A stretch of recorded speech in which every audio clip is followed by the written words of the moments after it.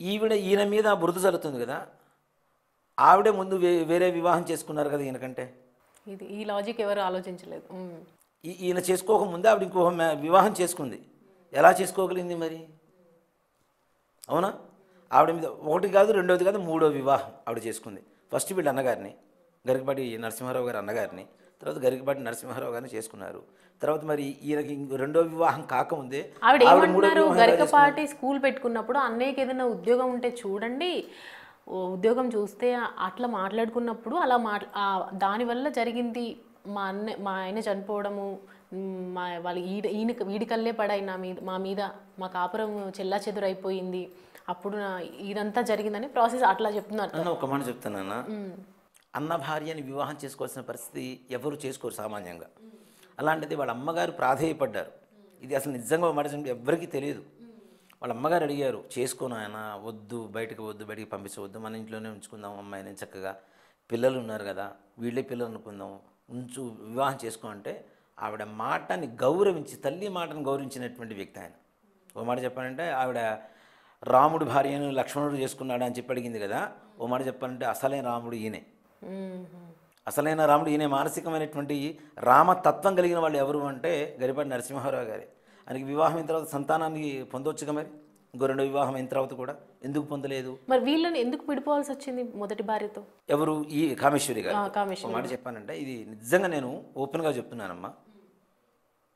గరికపాటి నరసింహారావు గారు ఆయనకు ఉండేటువంటి పాండిత్యాన్ని నలుగురికి పంచాలి, అందరికీ తెలియచేయాలి, మన సనాతన ధర్మాన్ని బ్రతికించాలి అనేటువంటి ఒక ఆలోచనతో ఆయన ఏం చేశారు అంటే, ఆంధ్ర మహాసభలు, ఈ సభలకు వెళ్ళటం, ఈ బిజీలో ఉన్న సమయంలో ఖచ్చితంగా చెప్తున్నాను, ఇది కావాలంటే నేను రూఢితో సహా, ప్రూఫ్లతో సహా ప్రూవ్ చేస్తాను. నేను తీసుకొచ్చి మనుషుల్ని, ఒక వయోలిన్తో ఆవిడకి పరిచయం ఏర్పడింది.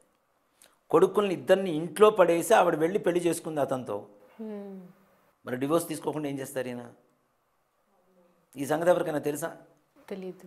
ఈ కోణం ఎవ్వరికీ తెలియదు. తెలియకుండా ఇష్టం వచ్చినట్టు ఆయన మీద బురద జల్లేసి, ఓ కామాంధుడు, నీచుడు, చీకటి కోణాలు, అది ఇది అని ఇష్టం వచ్చినట్టు వ్యూస్ కోసం ఇష్టం వచ్చిన థంబ్లైన్స్ పెట్టేసి వదిలేస్తున్నారు రోడ్ల మీద. దానివల్ల ఏం నాశనం అవుతున్నారు? మనమే నాశనం అవుతున్నాం.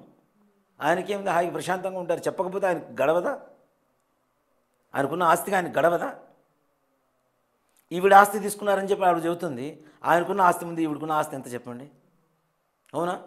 ఈవిడ తర్వాత వివాహం చేసుకున్నారు. మరి ఆయనకంటే ముందు వివాహం ఎలా చేసుకోగలిగారు ఆవిడ? ముందు పరిచయం లేకుండా వయోలిన్ని, ఒక వయోలిన్ విద్వాంసుడు, ఈవిడ సంగీత కచేరీలు చేస్తూ ఉంటుంది. ఆ సంగీత కచేరీలో పరిచయం అయినటువంటి వయోలిన్ విద్వాంసుడిని వివాహం చేసుకుంది ఈవిడ. ఆయనకంటే ముందుగానే ఈవిడికి మూడో వివాహం అయింది, ఆయనకి రెండో వివాహానికి ముందే. ఎలా అయింది మరి? ఓకే, ఈయన కామాంధుడు అనుకుందాం, మరి వివాహం ఒప్పుకోకుండా వివాహం అయితే చేసుకోలేదుగా. అవునా? మరి ఒక ప్రవచనంలో గొల్లపూడి మారుతీరావు గారు ఒక సభ నిర్వహించారు. సభ నిర్వహిస్తే సభలో వీళ్ళిద్దరూ కలిసి ఉన్నారు. కామేశ్వరి గారు, గరికపాటి నరసింహారావు గారు సభలో కూర్చొని ఉన్నారు. కూర్చొని ఉన్నప్పుడు ఆవిడ వారంటే ఎంత ఇష్టమో, ఎలా ఉంటారో ఎలా చెప్పగలిగింది మరి? ఆయన అంటే ఇష్టం లేకుండా, ఆయన కామాంధుడు అని చెప్పి మాట్లాడుతుంది కదా, నీచుడు, ఆయన పేరే నోట్లో పలకడం ఇష్టం లేదు అని. ఆయన పేరు పలకాలి అంటే నరసింహారావు గారు కదా, నారసింహ శబ్దాన్ని పలికితే లోపల ఉండేటువంటి సకల పాపాలు నాశనం అవుతాయి. ఆ సంగతి తెలుసుకొని ఒకసారి ఆయన పేరుతో ఉన్న స్వామివారిని తలుచుకుంటే ఆవిడకుండే చేసిన పాపాలన్నీ కూడా పోతాయి. ప్రతి ఒక్కళ్ళు ఆడవాళ్ళు చెప్తే ఇది కరెక్ట్ అనుకుంటే తప్పు. ఎవరి కోణంలో వాళ్ళు చెప్తూ ఉన్నారు. అసలు నిజమైనటువంటి ఆ నిజానికి ఉండేటువంటి కోణం ఏంటో చూడకుండా ఇష్టం వచ్చినట్టు మాట్లాడటం అనేది చాలా తప్పు. నిజంగా ఒక మాట చెప్తానన్నా, ఇప్పుడు అన్నగారి కొడుకులు ఈయనకు సంతానం తీసుకోవచ్చు కదా రెండో వివాహం అయిన తర్వాత. ఆ ఇద్దరు కొడుకుల్ని ఎందుకు ఇచ్చేస్తున్నారు? అవునా? కొడుకుతో క్రిమినల్ కేసులు పెట్టించారని చెప్పారు. అవును, వాలి సుగ్రీవుని కథ చెప్పినందుకు నా మీద క్రిమినల్ కేసు పెట్టించారు అని చెప్పారు కదా ఆవిడ. మరి అసలు కొడుకులు నిజంగా నువ్వు ప్రేమగా చూసుకున్నట్టయితే నీ కొడుకులు నీ మీద ఎందుకు కేసు పెడతారు? తండ్రి చెబితే పెడతారా? బయటికి రాలేరా? వాళ్ళు బ్రతకటం లేదా? వాళ్ళకి జీవనాధారం లేదా? వాళ్ళకి విద్య లేదా? లేదు, మా అమ్మ ఆవిడ నువ్వు ఎట్లా నాతో కేసు పెట్టిస్తామని చెప్పి వాళ్ళ నాన్నతో యుద్ధం చేసేటువంటి పరిస్థితి లేదా వాళ్ళకి? బయటకు వస్తే వాళ్ళకి బ్రతుకు తెరువు లేదనుకుంటున్నారా? ఉంది కదా. వాళ్ళకు ఉండే విద్య అయితే ఎక్కడికి పోదు కదా. మన జేబులో ఉండేటువంటి 100 కోట్ల రూపాయల డబ్బులైనా ఎవరైనా దొంగతనం చేయగలుగుతారు. మస్తకంలో ఉండేటువంటి విద్యను ఎవరు దొంగతనం చేయలేరు కదా. వాళ్ళకి విద్య ఉంది కదా, ఆల్రెడీ మనం చూస్తున్నాం కదా, వాళ్ళ ప్రవచనాలు కూడా చూస్తున్నాం కదా కొన్ని కదా. మరి అలాంటప్పుడు వాళ్ళు బయట చదువుకొని బయట బ్రతకగలిగినటువంటి స్తోమత ఉన్నటువంటి వ్యక్తులు కూడా తల్లి మీద కేసు పెట్టాల్సిన పరిస్థితి వచ్చిందంటే నువ్వు వాళ్ళని ఏ హీనమైనటువంటి పరిస్థితుల్లో వాళ్ళిద్దరిని వదిలేసి వెళ్ళిపోయావో వాళ్ళకి ఇప్పటికీ గుర్తుంది. కావాలంటే ఇప్పుడు తీసుకుని వెళ్ళి నీ కొడుకులు నీ దగ్గర పెట్టుకో కావాలంటే. వస్తారా? ఎందుకు రావటం లేదు? భర్త నీచుడు అనుకుందాం, మరి కొడుకులు ఎందుకు దగ్గర రావటంలా? తల్లి ప్రేమకు మించింది ప్రపంచంలో ఇంకోటి లేదని మనం చెబుతూనే ఉంటాం. తల్లిని మించిన దైవం లేదని కూడా శాస్త్రమే చెప్తుంది. నగాయత్రేయ పరమంత్రం నమాతు పరదైవతం అని చెప్పి తల్లికి మించిన దైవం లేదు, గాయత్రి మంత్రానికి మించిన మంత్రం లేదని చెప్తున్నారు.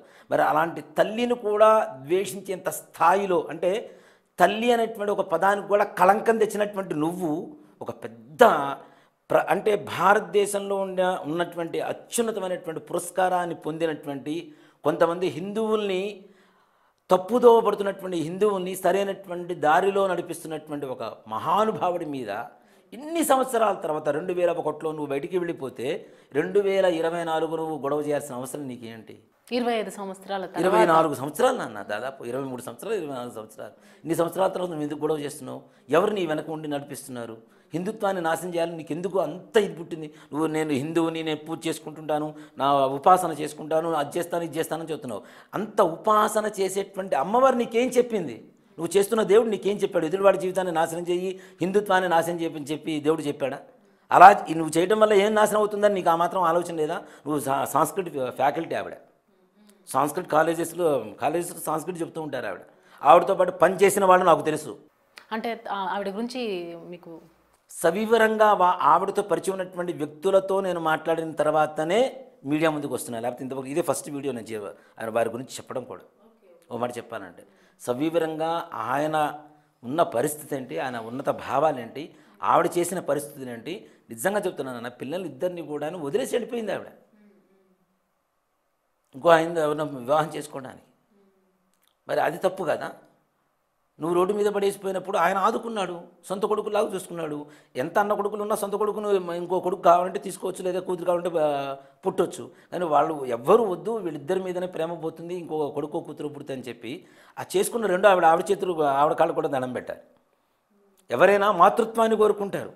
ఆవిడ చాలా మంచివారు. మొదటి భార్య చెప్తున్నారు ఇప్పుడు కామేశ్వరి, తన భార్య గరికపాటి భార్య మంచిదే, నాకు పిల్లలిద్దరికీ ఆదుకుంది, అన్నం పెట్టిందని చెప్తుంది. ఆమె బాధ అంతా గరికపాటి గారి మీద. మరి ఈయన చెప్పకపోతే ఆవిడ ఆదుకుంటుందా? మనకొద్దు, మన ఇద్దరికి సంతానం ఉంటే బాగుంటుందని చెప్పి ఈయన చెప్తే ఆవిడ కాదంటుందా? ఏ ఆడవాళ్ళు మాతృత్వాన్ని కోరుకోరు చెప్పండి? అవునా? ఈవిడి కాదు, ఈయన కాదు, ఈయన అన్నకు పుట్టిన పిల్లల్ని ఈవ కొడుకుల్లాగా చూసుకోవడానికి గల కారణం ఎవరు? గరికపాటి వారేగా. వారు చెప్పకపోతే ఇది ఆవిడైతే చూసుకోదుగా. అవునా? మరి అలాంటప్పుడు ఆవిడ మంచిది, ఈయన చెడ్డవాడు అని చెప్పి ఎట్లా మాట్లాడతారు? చెప్పింది మూలం ఈయనే కదా. నా అన్న కొడుకులు నా కొడుకులే, మనకి సంతానం వద్దు, వీళ్ళు ఉంటే చాలు అని చెప్పి వాళ్ళని చేశారు. ఇవాళ రోజున అందరూ మరి వాళ్ళు కూడా ప్రవచనాలు ఇస్తున్నారు. గురజాడ, శ్రీశ్రీ వీళ్ళు కూడా ప్రవచనాలు ఇస్తున్నారు. చక్కగా వాళ్ళ భవిష్యత్తు బాగుంది, వాళ్ళ జీవితంలో వాళ్ళు సెటిల్ అయిపోయారు హాయిగా. అలా ఆ స్థాయి వరకు తీసుకొచ్చింది ఎవరు? మరి నా కొడుకులు కాదు, నా అన్న కొడుకులు కదా అని చెప్పి వాళ్ళని అనాథాశ్రమంలో చేర్పిస్తే ఏం చేస్తారు? అవునా కదా? మరి ఇంట్లో పెట్టుకుని ఇంత పెద్దవాళ్ళని చేసినందుకు మరి ఆయన ఎందుకు నువ్వు అగౌరవంగా మాట్లాడుతున్నారు? తప్పు కదా. అంటే అన్నీ తెలిసి కావాలని చెప్పి నా ఉద్దేశం అయితే ఇదేనన్నా, తప్పనిసరిగా హిందుత్వాన్ని దెబ్బతీయడానికి కొన్ని దుష్ట శక్తులు ఆవిడ వెనక ఉండి నడిపిస్తున్న సంగతి మాత్రం ఇక్కడ అవగతమవుతుంది, అందరికీ తెలిసిపోతుంది, అర్థమవుతూనే ఉంది. పర్సనల్ లైఫ్ని ఎవరు అసలు తొంగి చూడాల్సిన అవసరం లేదు. ఒకటి చెప్తానన్నా, నెగిటివ్లో కూడా పాజిటివ్ వెతకగలగాలి. అలాంటిది పాజిటివ్లో కూడా నెగిటివ్ వెతుకుతాము అంటే ఇంకెక్కడ అర్థం ఉంటుంది నాన్న? ఎవరికుండే బాధలు వాళ్ళకుంటాయి, ఎవరికుండే సమస్యలు వాళ్ళకుంటాయి.